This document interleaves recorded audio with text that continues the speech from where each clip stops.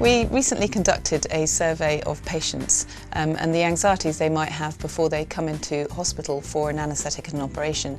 We found that patients who'd already had an operation felt a little less concerned, and so we thought we'd make a DVD to create a kind of virtual tour for patients so that they might understand better the process that they're about to go through, and this might lessen some of their concerns. We have included the main aspects of your preoperative assessment process, so your trip to the preoperative assessment clinic, who you might see there and why you'll see them, through to what will actually happen to you on the day.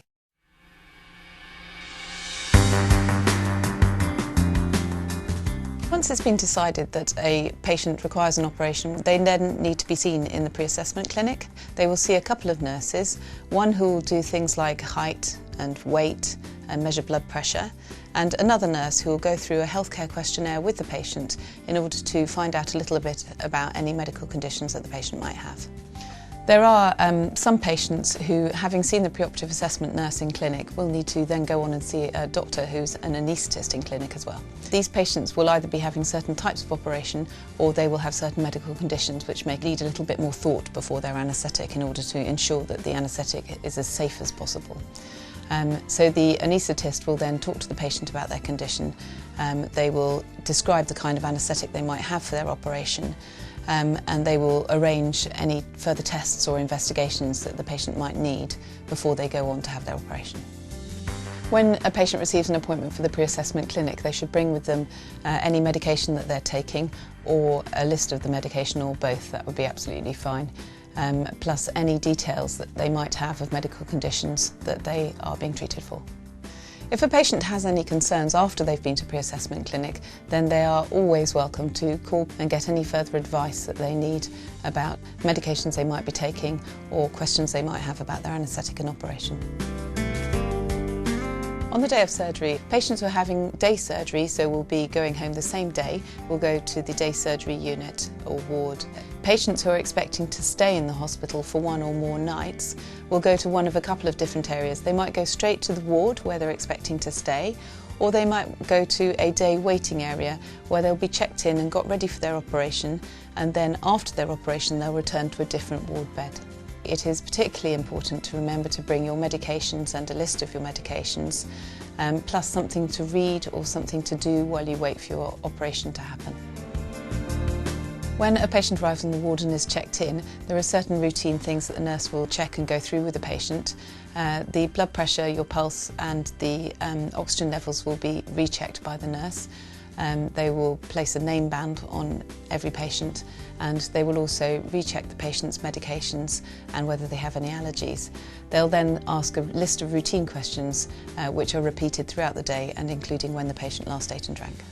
After the patient's been checked in by the nurse, the patient will always meet their anaesthetist, who's going to be with them throughout the operation, and the surgeon who's going to do the operation. The surgeon will have a final chat about the operation and ask the patient to sign a consent form, and the anaesthetist will have a chat with the patient about what kind of anaesthetic they'd like to do and what kind of pain relief options will be available after the operation. The pain relief options obviously depend on how big or small the operation is and what kind of pain would be anticipated. The most basic pain relief anyone will be offered is some simple tablets such as paracetamol or Nurofen, which if taken regularly can be very effective. But if we feel that patients need some stronger pain relief than that, then we increase the strength of the tablets that we're offering. So a patient might then be offered tablets such as codeine or cocodamol to stronger painkillers such as morphine. There are other painkiller options available as well. Sometimes local anaesthetic is injected to numb an arm or a leg, and sometimes local anaesthetic is injected around the back area to numb the lower half of the body. This is called an epidural or a spinal. When a patient's called on the day of surgery, if they're able to, then they'll walk down to theatre accompanied by one of the ward nurses, or occasionally one of the theatre staff will come and get them.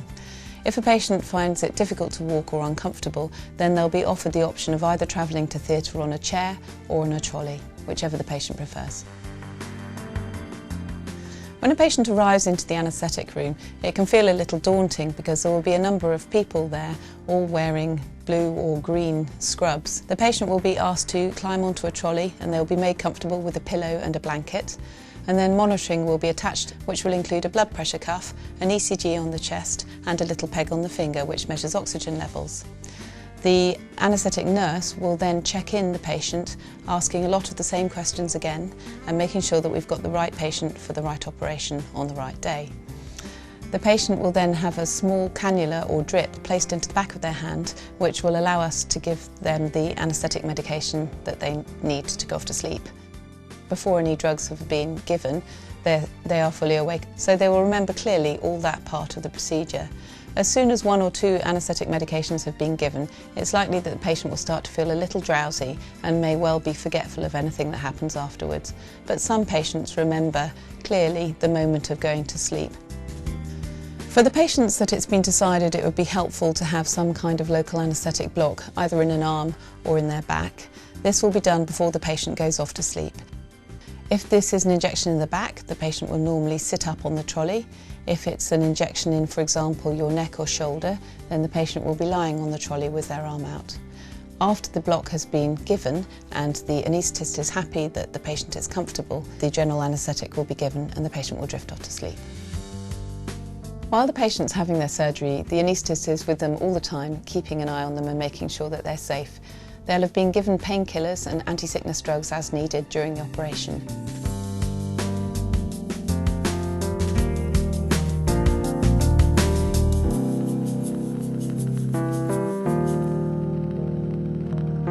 The first thing that patients normally remember is waking up in recovery with the recovery nurse looking after them.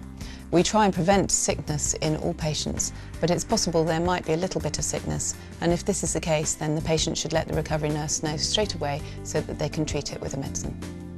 The vast majority of patients only stay for 20 to 30 minutes, and then when they're comfortable and awake, then they will be taken back to the ward.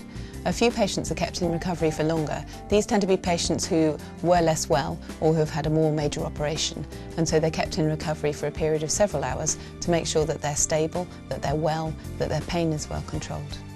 When a patient's transferred back to the ward, if they're a day surgery patient, they can expect to be going home within a couple of hours. Most patients will be offered something to eat and something to drink, and when they've had that and they feel well enough to walk around, then they can get themselves dressed, and as soon as they're comfortable and the nurse is happy, then they'll be discharged. One allocated person is very welcome to call the ward and check on the patient's progress. When a patient is ready to go home, then the nursing staff will always contact the designated person to let them know that the patient is ready for collection. As a trust, one of our priorities is to ensure that patients feel informed and reassured before any visit to the hospital. We hope that you found this virtual tour as informative and reassuring as possible. If you do have any further questions, please ask any member of staff.